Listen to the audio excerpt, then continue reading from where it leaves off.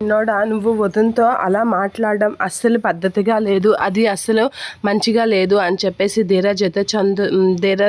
ధీరజ్తో అయితే చందు అంటూ ఉంటాడు. లేదన్నయ్య, నేను వదినతో ఆడిన మాటలన్నీ కరెక్టే, నేను వదిన్ని అన్న ప్రతి ఒక్క మాట కూడా కరెక్టే, అందులో ఏ ఒక్క మాట కూడా తప్పులేదు అని చెప్పేసి ధీరజ్ అయితే చందుతో అంటూ ఉంటాడు. అదంతా శ్రీవల్లి అయితే వెనక నుంచి దొంగచాటుగా వింటూ ఉంటుంది.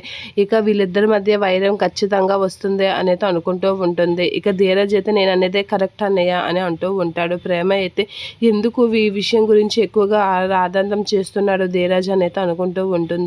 లేదురా, వదిన అన్నదింట్లో తప్పులేదు, నువ్వు వదినే ఎక్కువగా పాయింట్ చేసి మాట్లాడడం అది నాకు నచ్చడం లేదు, వదిన చెప్పడంలో తప్పేముంది, అసలు వదిన అన్నీ బాగానే ఆలోచిస్తుంది, ఈ విషయంలో కూడా బాగానే ఆలోచించింది కదా అని ధీరజ్ అనేసరికి లేదన్నయ్య, ప్రేమ ట్యూషన్ గురించి ఇంట్లో అంత పర్టికులర్గా చెప్పేసి తన్ని మాన్పించాల్సినంత అవసరం వదినకి లేదు, కానీ వదిన చేసిందే అని ధీరజ్ అంటూ ఉంటాడు. అదంతా శ్రీవల్లి అయితే అలా వింటూ ఉంటుంది.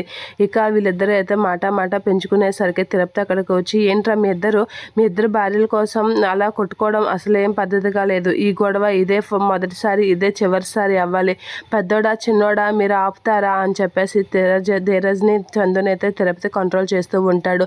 వేరే కాదురా, ఎలా అయినా నువ్వు వదిన అన్నది తప్పు అని చెప్పేసి అంటూ ఉంటాడు చందు. అలా అనేసరికి పెద్దోడా నువ్వు ఇక్కడి నుంచి వెళ్ళు అని చెప్పేసి అయితే పంపించేస్తూ ఉంటాడు చందు. ఇక ప్రేమ అయితే అలా చూస్తూ ఉంటుంది.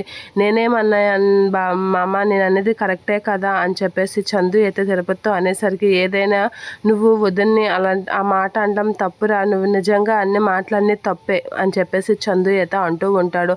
అంటూ లోపలికి వెళ్ళిపోతూ ఉంటాడు. ఒరే పెద్దోడా, ఏం మాట్లాడుతున్నావు, నువ్వు లోపలికి వెళ్ళు అని చందు అంటూ ఉంటాడు. ఇక చందుతో అంటూ ఉంటాడు తిరుపతి. ఇక ధీరజ్ అయితే ఫీల్ అవుతూ ఉంటాడు వాళ్ళ అన్నయ్య వదినకేసే సపోర్ట్ చేసేసరికి. ఇక శ్రీవల్లి కూడా ఫీల్ అవుతూ ఉంటుంది. ధీరజ్ తన గురించి బ్యాడ్గా చెప్తున్నందుకు చాలా ఫీల్ అవుతుంది శ్రీవల్లి.